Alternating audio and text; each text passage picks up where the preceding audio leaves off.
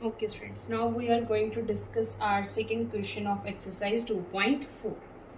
So, in this question, they are saying a mobile phone is bought for rupees 10,000. एक mobile phone है जिसको खरीदा गया है 10,000 रुपये में. It's values decreases ₹800 every year. अब हमें पता है कि जब भी कोई नया मॉडल आता है मार्केट में किसी फ़ोन का, तो उसकी जो वैल्यू होती है वो हाई होती है. जैसे जैसे वो मॉडल जो है वो पुराना होता जाता है, उसकी जो वैल्यू है वो क्या होती जाती है, डेप्रिसिएट होती जाती है, यानी कि कम होती जाती है. तो वही चीज़ वो यहाँ पे बोल रहे हैं कि a mobile phone is bought for ₹10,000. कि एक मोबाइल फ़ोन था जिसको उन्होंने बाय किया था 10,000 रुपये में. उसकी वैल्यू जो है ₹800 हर साल जो है वो डिक्रीज होती जा रही है. डिक्रीज का मतलब यहाँ पे क्या है, कम है. और मैथमेटिक्स में डिक्रीज यानी कि किसी कम क्वांटिटी को हम कैसे रिप्रेजेंट करते हैं, नेगेटिव साइन के साथ, माइनस के साथ. सो हमारे पास क्या था यहाँ पे क्वेश्चन में, मोबाइल फोन इज बॉट कितने में, 10,000 रुपये में एक मोबाइल फोन जो था वो खरीदा गया था. And its value decreases by ₹800 every year. हर एक साल 800 रुपये जो है उसकी रियल वैल्यू में जो वैल्यू है वो कम होती जा रही है. सो अगर एवरी ईयर की बात आई है तो यहाँ पे अगेन हमें किसी वेरिएबल की ज़रूरत पड़ेगी. तो लेट कर लेते हैं, टी क्या है, टाइम है, दैट 2 इन ईयर्स. क्योंकि टाइम के साथ ही उसकी वैल्यू जो है वो डिक्रीज होती जा रही है. उन्होंने यहाँ पे बोला ना एवरी ईयर, तो हर एक ईयर में जो उसकी वैल्यू है वो डिक्रीज होती जा रही है. मतलब टाइम के साथ जो उसकी वैल्यू है वो क्या हो रही है, डिक्रीज हो रही है. तो हमने यहाँ पे क्या किया, टी जो है वो टाइम यहाँ पे एज्यूम कर लिया.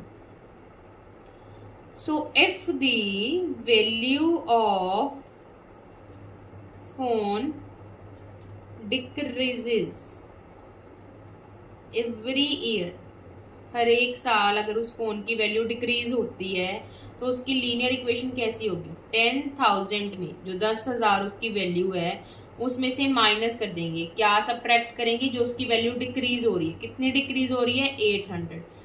हर एक साल डिक्रीज हो रही है यानी कि मल्टीप्लाई बाय क्या कर देंगे, टी. टी क्या होगा, टाइम होगा इन ईयर्स. जैसे एक साल होगा तो 800 माइनस होगा, सेकेंड ईयर में 1600 माइनस होगा, एंड सो ऑन. ठीक है जी. अब क्वेश्चन देखते हैं कि उन्होंने हमें फर्स्ट पार्ट में क्या क्वेश्चन पुट किया है.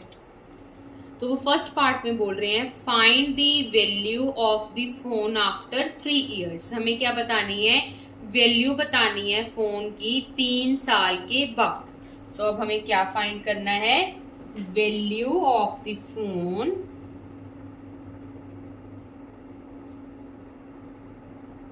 After 3 years. 3 साल के बाद जो वैल्यू है वो फोन की वो कितनी डिक्रीज होगी.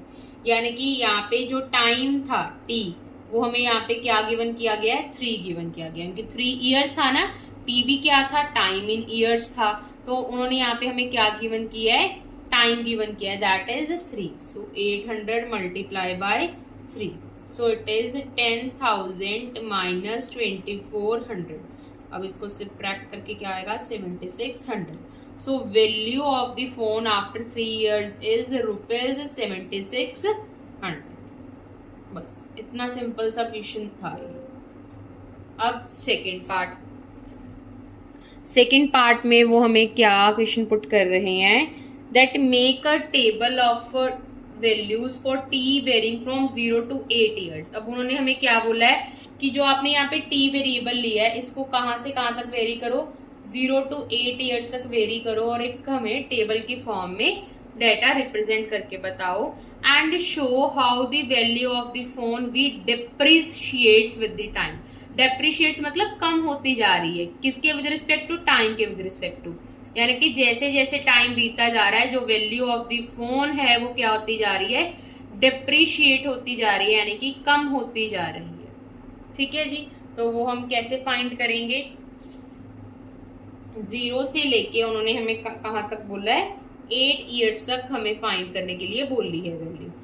सो अगर हम at t is equals to 0 के ऊपर देखें तो हमारे पास ये इक्वेशन कैसी होगी, at t is equals to 0 value of the phone will be 10,000 minus 800 multiply by 0, that is 10,000 minus 800। देखो बहुत ही इजी क्वेश्चन है, I am repeating this thing again and again just so that कि आप ना questions को देख के, सिर्फ उनकी स्टेटमेंट्स को देख के क्वेश्चंस को जो है वो लीव ना करें। ठीक है, मेरा सिर्फ एक ही यहाँ पे मोटिव है कि ये ना हो कि आप क्वेश्चंस को देख के ही उनको लीव करते जाएं। तो ऑब्वियसली अगर 0 सब्स्टिट्यूट करेंगे तो यहाँ पे तो 0 आएगा, so the value is 10,000। So at t is equals to 0 value of the phone will be 10,000। At t is equals to 1 the value of the phone will be 10,000 minus 800 into 1। Obviously अब t की जगह 1 substitute करेंगे, so 10,000 minus 800 is equals to 9200। So similarly t is equals to 2 के ऊपर भी find करेंगे, 3 के ऊपर भी फाइंड करेंगे एंड 4 के ऊपर भी फाइंड करेंगे। ठीक है, अब t के ऊपर फाइंड करेंगे तो value of the phone, t is equals to 2 के ऊपर फाइंड करेंगे तो वैल्यू ऑफ द फोन क्या हो जाएगी, 10,000 minus 800 into 2, that is 10,000 minus 1600, that is rupees 8400। यहाँ पे रुपीज आएगा unit. So at t is equals to 3 the value of the phone will be 10,000 minus 800 into 3, that is 10,000 minus 2400, that is 7600. So at t is equals to 4 the value of the phone will be 10,000 minus 800 into 4, that is 10,000 minus 3200, that is 6800 and so on। कहाँ तक आपको निकालनी है, t is equals to 8 तक अब आपको खुद ब खुद फाइंड करनी है। 4-5 वैल्यूज मैंने आपको बता दी है, नेक्स्ट 4 आप खुद ब खुद फाइंड कीजिए और ऑब्वियसली आंसर कमेंट सेक्शन में मेंशन कीजिए। अब हमें इसको एक टेबल की फॉर्म में रिप्रेजेंट करना है, तो हम यहाँ पे जैसे टेबल की फॉर्म में आप इसको रिप्रेजेंट करेंगे तो कैसे करेंगे, यहाँ पे t आ जाएगा, that is time in years and यहाँ पे क्या आ जाएगी, वैल्यू ऑफ द फोन आ जाएगी, दैट टू इन रुपीज। तो जैसे कि 0, 1, 2, 3, 4 जैसे जैसे वैल्यूज आएंगी वैसे वैसे यहाँ पे फोन की वैल्यूज आती जाएंगी। 0 के लिए 10,000 थी, अब जब 1 सब्स्टिट्यूट किया तो वैल्यू होगी 9200, फिर होगी 8400, फिर 7600 एंड 6800 एंड सो ऑन। अब अगर आपने नोटिस करना है तो आप इतनी वैल्यू से भी ये चीज़ नोटिस कर सकते हैं कि यहाँ पे जो डेटा है वो लीनियर डीके का है या फिर जो है वो लीनियर ग्रोथ का है। तो ये चीज़ अभी उन्होंने पूछी नहीं है, इट्स जस्ट दैट मैं आपको पहले बता रही हूँ कि कैसे आप नोटिस करना है। ठीक है जी, फिर देखते हैं कि वो नेक्स्ट पार्ट में क्या पूछ रहे हैं।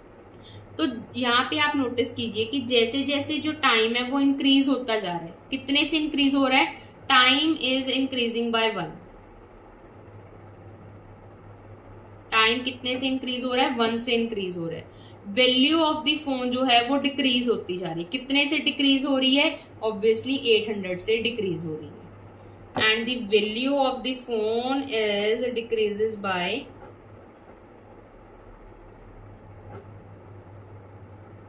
800। अब देखते हैं थर्ड पार्ट में वो क्या क्वेश्चन राइज करते हैं। क्या बोल रहे हैं, find an expression that relates v and t। ऐसी एक्सप्रेशन बतानी है जो रिलेट कर रही हो v and t। v was value of the phone, so this was the equation, यही उन्होंने बोली है हमें एक्सप्रेस करने के लिए।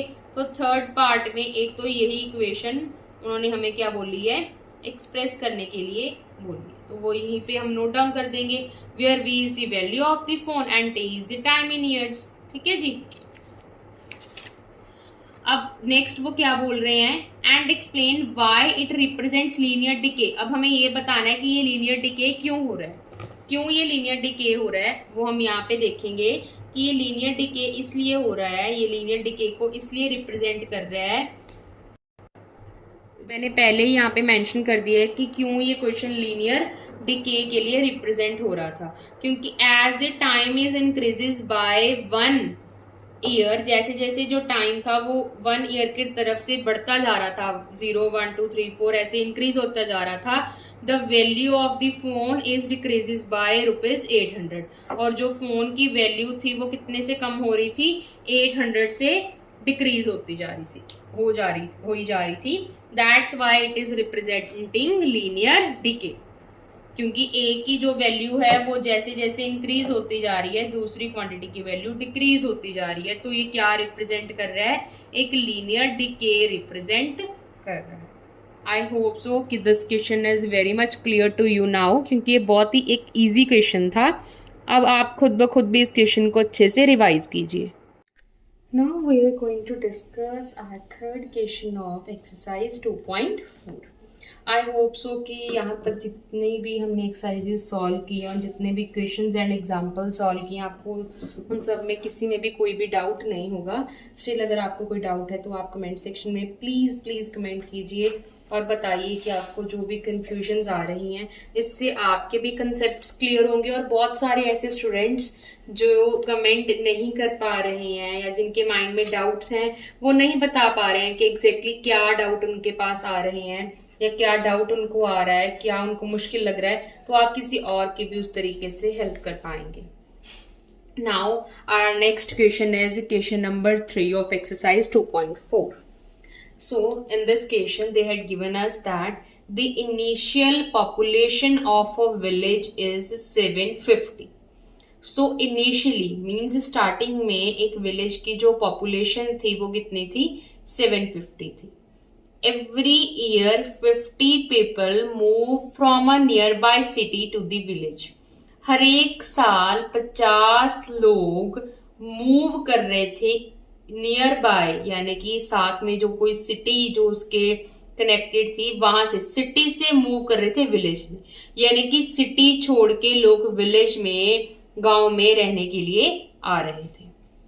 तो ये जो क्वेश्चन है ये बहुत ही इंपॉर्टेंट क्वेश्चन हो जाता है, क्योंकि समटाइम्स इसकी जो स्टेटमेंट है वो हम जल्दबाजी में जो है एग्जाम में अच्छे तरीके से नहीं रीड करते और कोई ना कोई मिस्टेक कर देते हैं इसकी लीनियर इक्वेशन को एक्सप्रेस करने में।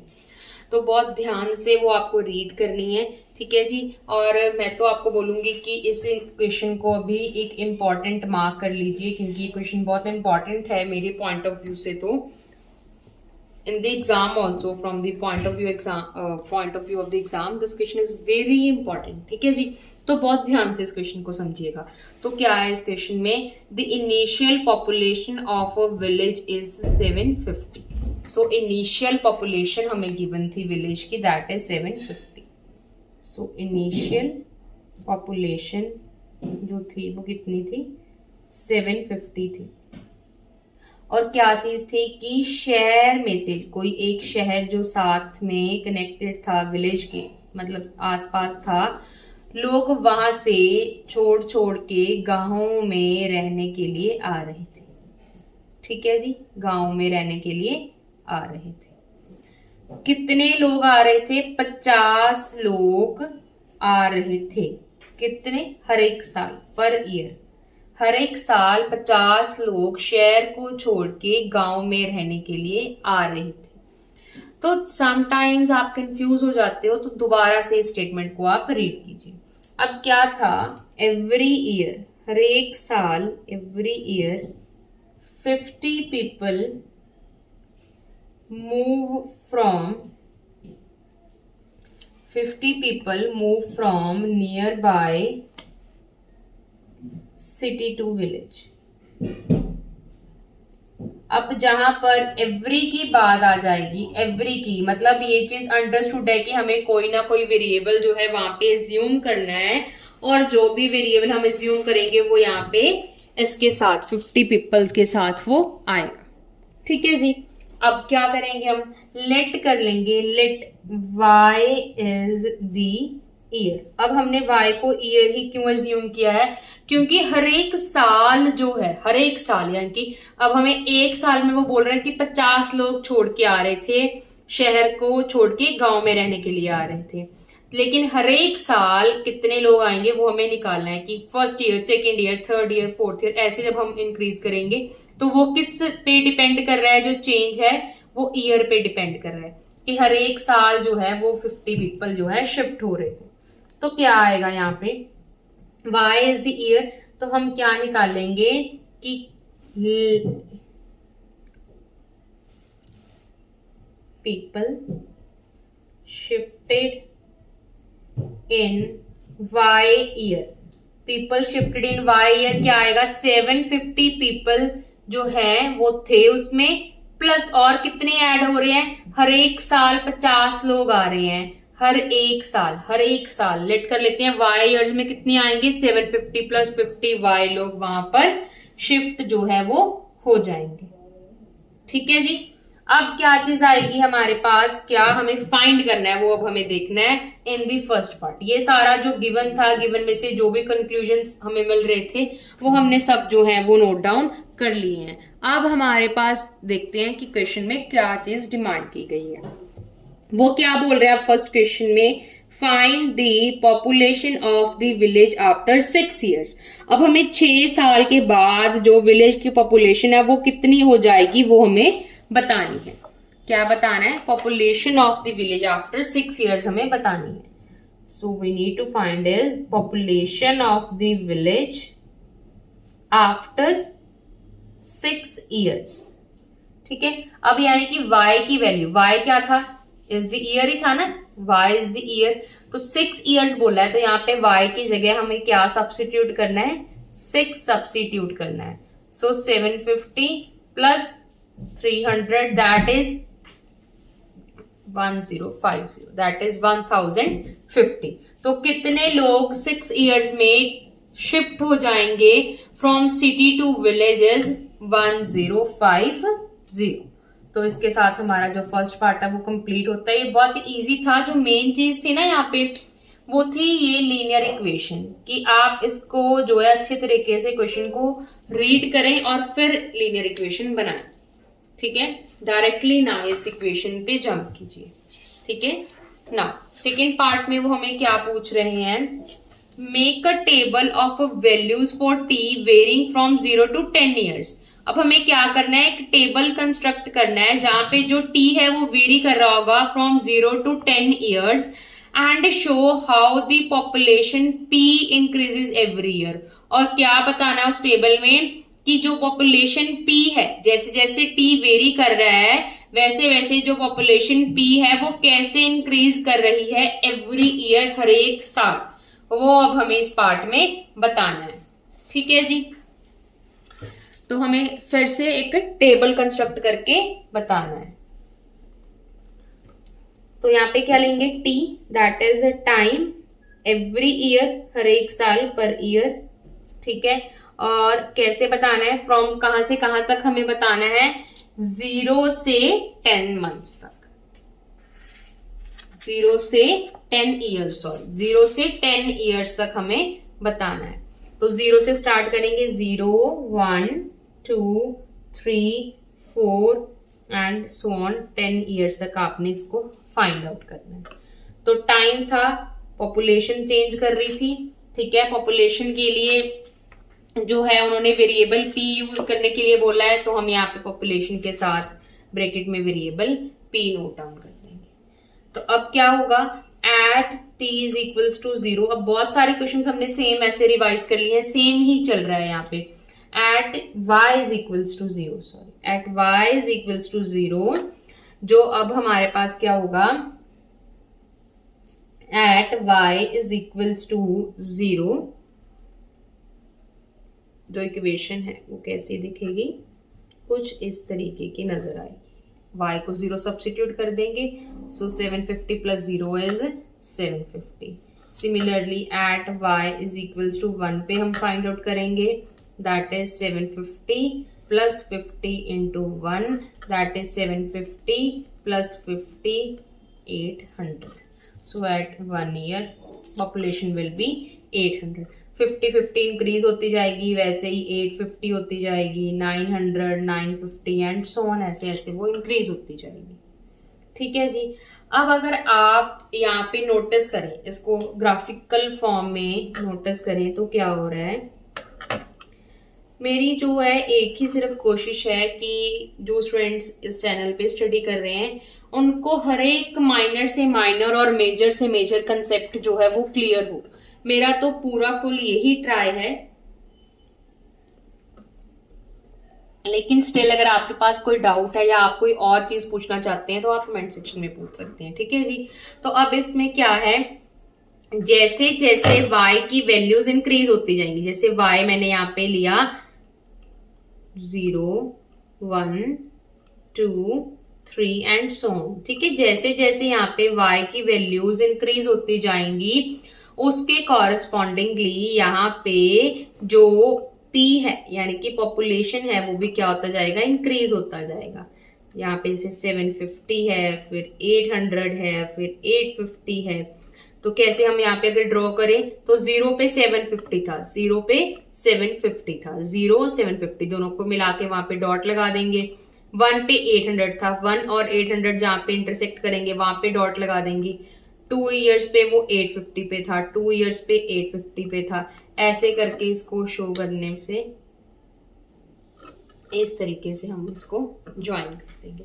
मतलब ये आपने 10 ईयर्स तक फाइंड करके ऐसे इस तरीके से मतलब आप ग्राफ जो है वो बना सकते हैं। नाउ अब वो नेक्स्ट पार्ट में हमें क्या क्वेश्चन अराइज कर रहे हैं वो देखते हैं। ठीक है जी। तो वो क्या पूछ रहे हैं नेक्स्ट क्वेश्चन में, find an expression that relates p and t and explain why it represents linear growth. कहते हैं हमें एक एक्सप्रेशन बताइए जिसमें p एंड t रिलेट कर रहे हो, यानी कि ऑब्वियसली आपको एक लीनियर रिप्रेजेंटेशन फिर से बतानी है और यहाँ पे एक्सप्लेन करना है कि जो आपने रिप्रेजेंटेशन बताई है वो लीनियर ग्रोथ ही क्यों रिप्रेजेंट कर रही है। ठीक है जी।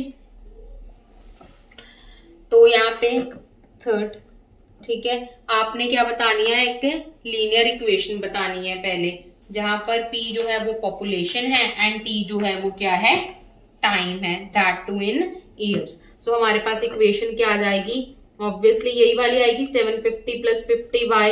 यहाँ पे हमने पीपल शिफ्टेड ही लिखी थी ना, यानी कि पॉपुलेशन ही थी। यहाँ पे उन्होंने पॉपुलेशन को कैसे रिप्रेजेंट करने के लिए बोला है, कैपिटल P से। ठीक है जी। सेकेंडली वो ये पूछ रहे हैं कि कैसे जो ये इक्वेशन है वो लीनियर ग्रोथ रिप्रेजेंट कर रही है। तो हम इस टेबल से अगर नोटिस करें तो ये कैसे लीनियर ग्रोथ रिप्रेजेंट करेगी, जैसे जैसे जो t की वैल्यूज हैं वो इंक्रीज करती जा रही हैं वैसे वैसे जो पॉपुलेशन p है वो भी क्या करती जा रही है, इंक्रीज करती जा रही है। So as the value of the t increases, the value of the p as well increases. That's why it represents linear growth. अब देखते हैं कि कितना चेंजेस आ रहा था। इसमें 1 का चेंज आ रहा था, इसमें 50 का चेंज आ रहा था। ठीक है जी। सो यहाँ पे हम लिखेंगे this linear equation represents linear growth because as the value of t यानी कि time in years increases by 1 year, correspondingly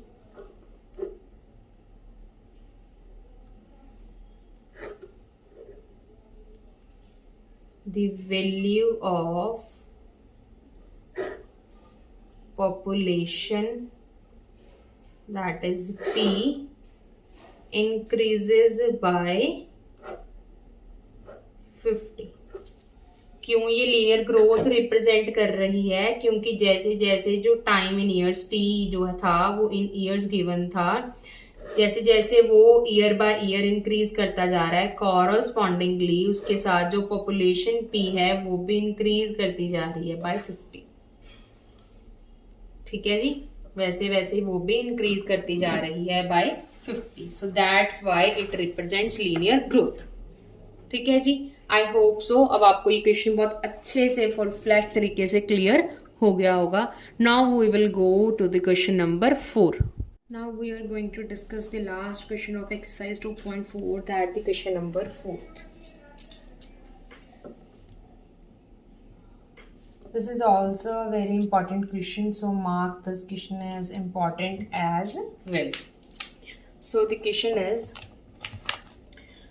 a telecom company charges ₹600 for a certain recharge. कहते एक टेलीकॉम कंपनी है जो चार्ज करती है ₹600 for a certain recharge scheme.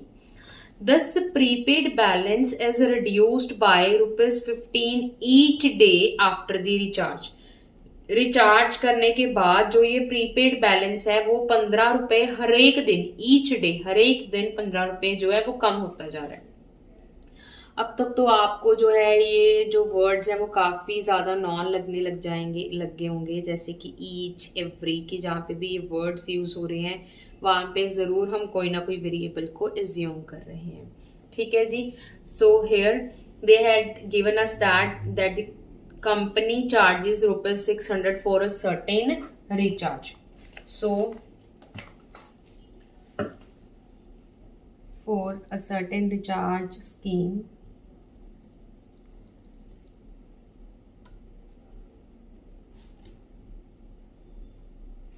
the company charges, company कितने पैसे चार्ज कर रही है? the company charges ₹600. अब हमें इसको स्टेटमेंट के फॉर्म में कैसे लिखना है? Recharge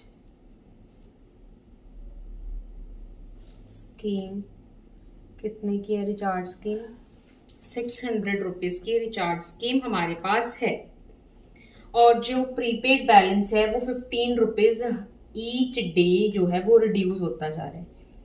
Each day balance reduced, हर रोज जो बैलेंस है वो कितना रिड्यूस हो रहा है? ₹15 जो है वो रिड्यूस होता जा रहा है.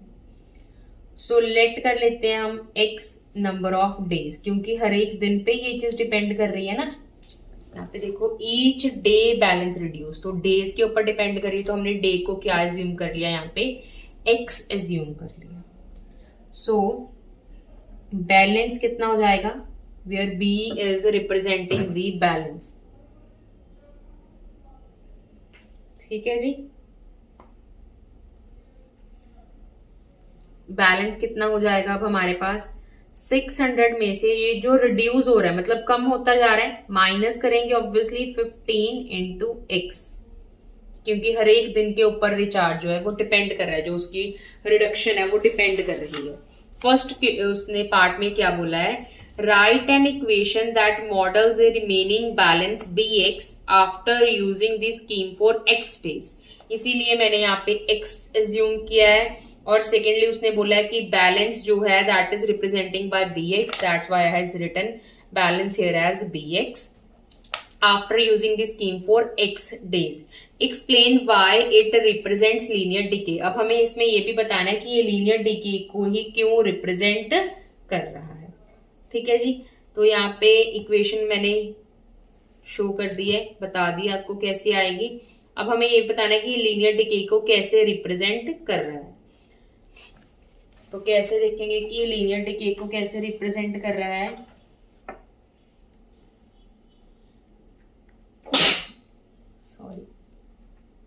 तो जैसे जैसे आप यहाँ पे डेज को सब्स्टिट्यूट करते जाएंगे, आप देखेंगे कि यहाँ पे जो वैल्यू है वो डिक्रीज होती जा रही है, क्योंकि ऑब्वियसली कोई चीज सब्ट्रैक्ट हो रही है टोटल में से, तो वैल्यू क्या होती जाएगी? डिक्रीज ही होती जाएगी. अगर यहाँ पे प्लस का साइन हो तो वैल्यू में कुछ ऐड कर रहे हैं तो वो इंक्रीज होता जाएगा, लेकिन वहीं पे अगर वैल्यू में यहाँ पे नेगेटिव का साइन है तो टाइम के साथ जो वैल्यू है वो उस चीज की क्या होती जाएगी? ऑब्वियसली सब्ट्रैक्ट कर रहे हैं किसी क्वांटिटी में से कुछ, तो कम ही होएगा. ठीक है जी. Now for x is equals to 1, अगर हम 1 के लिए देखें तो we will get b of 1 is equals to 600 minus 15 into 1, that is 585.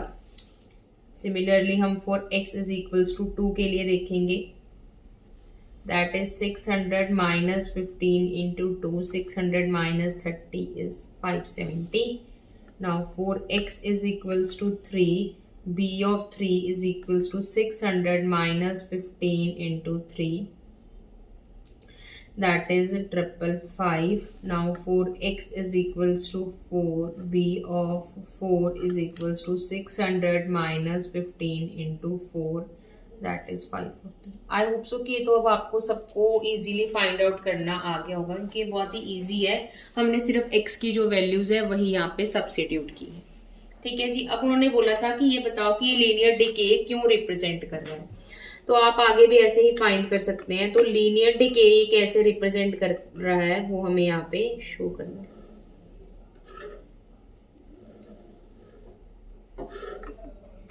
ठीक है जी. तो ये लीनियर डिके कैसे रिप्रेजेंट कर रहा है, जो x है जैसे जैसे वो 1 2 3 4 एंड सो ऑन, ऐसे जैसे जैसे जो x है वो इंक्रीज होता जा रहा है, जो बैलेंस है वो क्या हो रहा है, अगर आप ध्यान से इसको नोटिस करें, डिक्रीज होता जा रहा है. सबसे पहले ये 585 था, फिर 570 हो गया, फिर 555 हो गया, फिर 540 हो गया. तो जैसे जैसे x इंक्रीज होता जा रहा है बाय 1, x कितने से इंक्रीज हो रहा है, एक से इंक्रीज हो रहा है. और bx यानी कि जो बैलेंस है वो कितने से डिक्रीज हो रहा है, 15 से डिक्रीज हो रहा है. तो हमने यहाँ पे ये नोटिस किया कि जैसे जैसे जो x है वो इंक्रीज होता जा रहा है, जो bx है वो क्या करता जा रहा है, डिक्रीज होता जा रहा है. सो दैट मीन्स अगर एक वैल्यू इंक्रीज हो रही है तो दूसरी वैल्यू डिक्रीज हो रही है. So this equation represents linear decay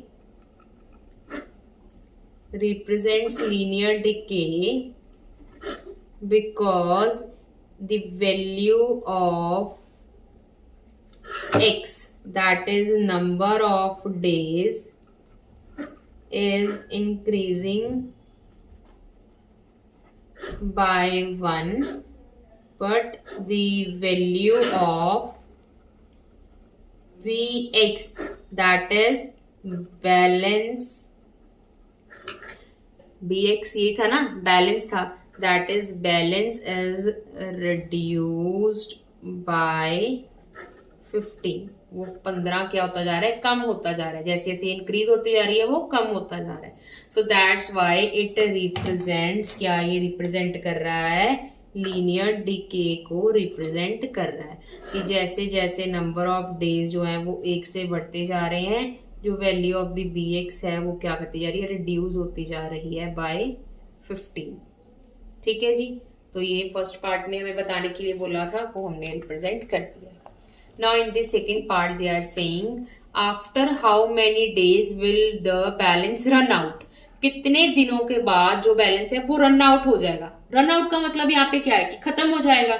तो हमने ये फाइंड करना है कि कितने दिनों के बाद जो ये बैलेंस 600 था वो क्या हो जाएगा, रन आउट हो जाएगा. तो यहाँ पे सेकंड पार्ट में बैलेंस रन आउट का मतलब क्या है, ये मैं रफली आपको बता रही हूँ, ये आपने वहां पे मेंशन नहीं करना है, जस्ट आपकी नॉलेज के लिए. बैलेंस रन आउट का मतलब क्या है कि जो बैलेंस है वो क्या हो गया, जीरो हो गया. बैलेंस रन आउट मतलब बैलेंस खत्म हो गया है ना. तो यहाँ पे जो bx है वो हमारे पास क्या गिवन है, 0 गिवन है. और हमने फाइंड क्या करना है, x फाइंड करना है कि कितने दिनों के बाद, x क्या थे, नंबर ऑफ डेज ही थे ना, कि कितने दिनों के बाद जो बैलेंस है वो क्या हो जाएगा, रन आउट हो जाएगा. सो अगर हम यहाँ पे bx की जगह 0 सब्स्टिट्यूट करते हैं एंड 600 माइनस 15x करते हैं तो हमारे पास क्या आ जाएगा, 600 is equals to 15x, that implies x is equals to 600 divided by 15, that is 40. Therefore हमारे पास जो x है वो क्या आ जाएगा, 40 डेज आ जाएगा. यानी कि 40 डेज के बाद जो बैलेंस है वो क्या हो जाएगा, हमारे पास रन आउट हो जाएगा, यानी कि खत्म हो जाएगा. ठीक है जी. अब वो और क्या चीज हमसे पूछ रहे हैं थर्ड पार्ट में, make a table of values of X varying from 1 to 10 days and shows how the balance reduces with the time. तो वो हमने यहाँ पे ऑलरेडी शो कर दिया है कि जो बैलेंस है वो with respect to time, time क्या था यहाँ पे एक्स ही था ना, वो कैसे with respect to time decrease हो रहा है. उन्होंने पूछा है फॉर फ्रॉम 1 to 10 डेज, तो मैंने 1 to 4 निकाल दिया है. आप आगे 5 से लेके 10 तक खुद ब खुद फाइंड करेंगे और इसके आंसर्स कमेंट सेक्शन में कमेंट करेंगे. So that's it with the question number 4. Our example, our exercise 2.4 is completed. Now you should revise this exercise as well as the examples of this exercise before starting the exercise 2.5. सो अब हम next lecture में discuss करेंगे exercise 2.5. आई hope so कि exercise अब आपको बहुत अच्छे से क्लियर हो गई होगी. Thank you students.